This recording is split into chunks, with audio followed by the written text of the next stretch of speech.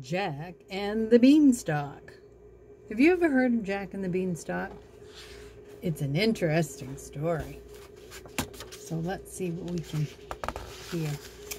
Once there was a poor widow who had a son named Jack.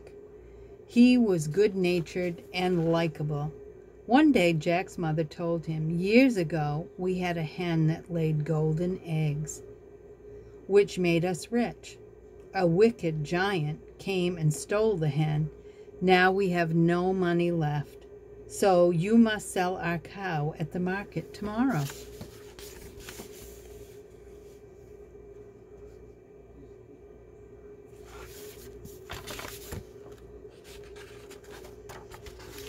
Next morning, Jack got up early and started out with the cow. On the way to market, he met a funny little man. "Good morning, my lad," said the little man. "Where may you be going with that fine cow?"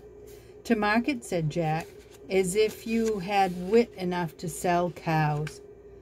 A bit of a lad that doesn't even know how many beans make 5.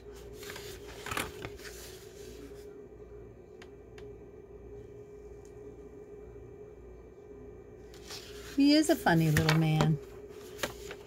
"2 in each hand and 1 in your mouth," answered Jack, with a quickness that would have made his mother proud.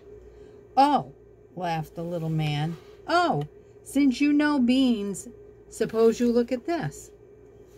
And he held out some strange-looking colored beans. "I'll give you all for your cow." That would be a good bargain, thought Jack. So he traded the cow for the beans and hurried home. They look like marbles.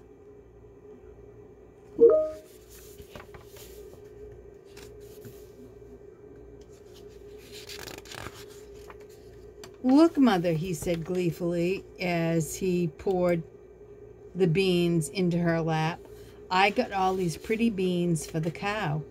"You foolish boy," she cried. "Now we shall have to starve." And she threw the beans out the window. Oh, she's mad. Look, the birds are looking at the beans. The next morning, Jack ran into the garden and found a beanstalk had sprung up during the night from the beans his mother had thrown away. It had grown so quickly, its top was out of sight. Jack began to climb, and he climbed until he reached the top.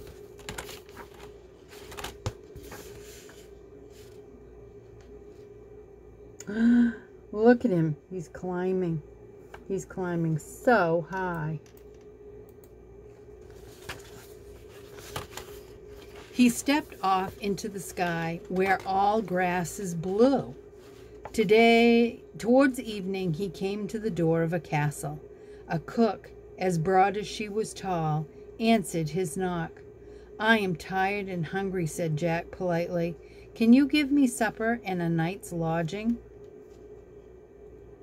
"You little known, my lad, what you ask," she sighed. "A giant lives here and eats people. He would be sure to find you and eat you for supper. It would never do." Ooh, she is. Look at the cat. She's scared for him. But Jack was too tired to go another step and begged the cook to let him in. At last she led Jack into the kitchen. Soon he was enjoying a good meal and quite forgetting to be afraid. But before he had finished, there came a thump, thump, thump of heavy feet. And in less than no time, the cook had popped Jack into the great oven to hide. That's not a good place to hide.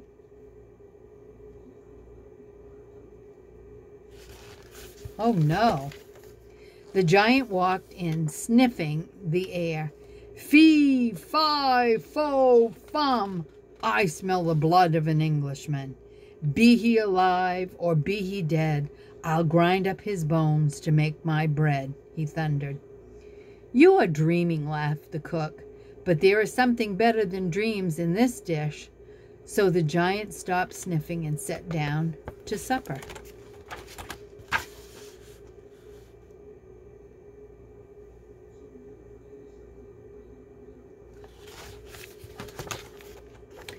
Through a hole in the oven, Jack peeped out and watched the giant eat. When all the dishes were empty, the giant ordered the king, "Bring me my hen." She brought a much ruffled hen and put it on the table. "Lay!" shouted the giant, and the hen laid a golden egg. That is the hen that the giant stole from us, thought Jack.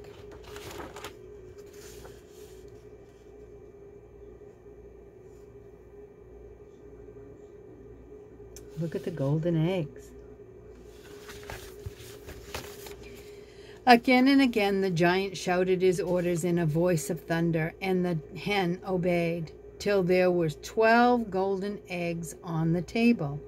Then the giant went to sleep, and his snores shook the castle. When the biggest snore of all had shaken Jack out of the oven, he seized the hen. The hen started cackling and woke the giant. Then Jack ran off. Ooh! Look at the beautiful golden eggs. There he goes, running, carrying the chicken, or the hen.